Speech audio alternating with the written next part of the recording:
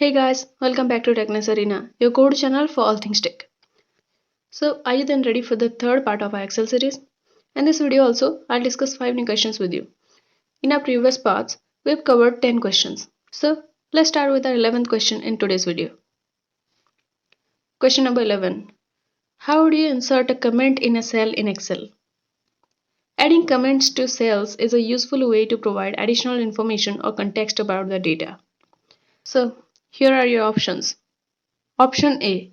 Right-click on the cell, then choose Insert Comment from the context menu. Option B. Press Ctrl plus Shift plus C. Option C. Click on Review tab and then click on New Comment. And option D. Double-click on the cell, then type the comment directly.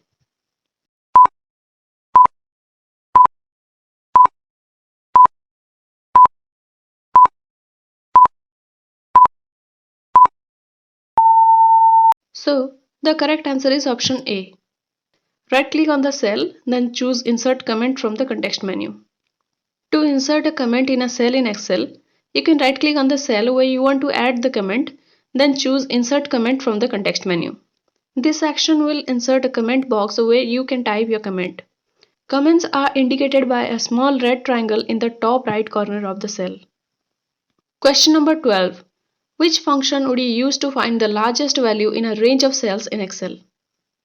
Identifying the correct function for finding the largest value is important for data analysis tasks. So, what is the function? Choose the right one. Option A. Maximum. Option B. Max. Option C. Large. And option D. Max value.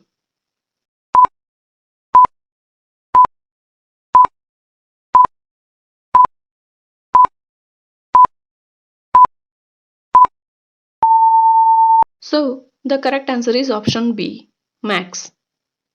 The max function in Excel is used to find the largest value in a range of cells. For example, max of A1 to A10 would return the largest value in cells A1 through A10.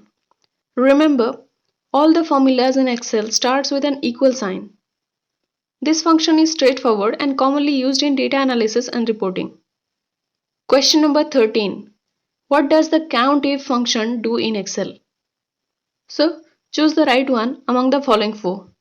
Option A. Counts the number of cells in a range that are not empty. Option B. Counts the number of cells in a range that contain numbers. Option C. Counts the number of cells in a range that contain text. And option D. Counts the number of cells in a range that meets specific criteria.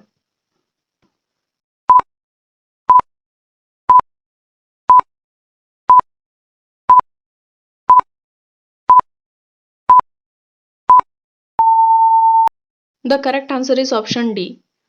Counts the number of cells in a range that meets specific criteria. The COUNTIF function takes two arguments, the range of cells to evaluate and the criteria to apply. For example, the following formula would count the number of cells in range A1 to A10 that contain a value greater than 10. Question number 14. How do you apply a border to a cell in Excel? Adding borders to cells helps in visually organizing and emphasizing data in Excel. So, here are the options for you. Option A. Right-click on the cell, choose Format Cells, and then select the Border tab. Option B. Use the Border button from the Home tab on the ribbon. Option C. Press Ctrl plus B. And option D. Apply a cell style from the Cell Styles gallery.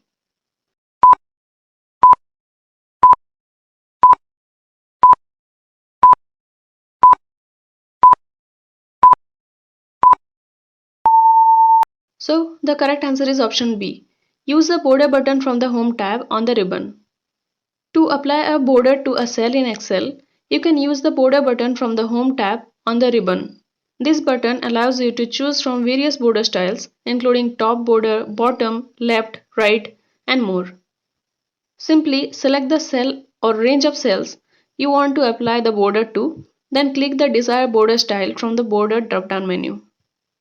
Question number 15. How would you rename a worksheet tab in Excel? Renaming worksheet tabs is essential for better organization and clarity in Excel workbooks. So, your options are here. Choose the right one. Option A. Double click on the tab and type the new name. Option B. Right click on the tab, choose rename and type the new name. Option C. Select the tab, then press F2. And option D. Use the rename sheet option from the format menu.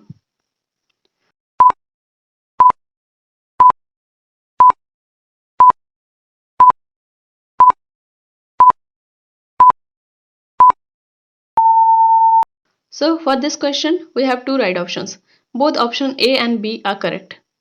To rename a worksheet tab in Excel, you can right click on the tab you want to rename, choose rename from the context menu and then type the new name for the tab. Alternatively, you can also double click on the tab name itself, type the new name and press enter to apply the change. Renaming worksheet tabs helps to provide clear and meaningful labels for different sections or purposes within a workbook. That was all for today. We'll move to next questions in the next video. If you found this video informative, don't forget to hit that like button and subscribe to Techness Arena for more informative insights. And I'll see you in the next video. Until next time, keep learning and keep exploring.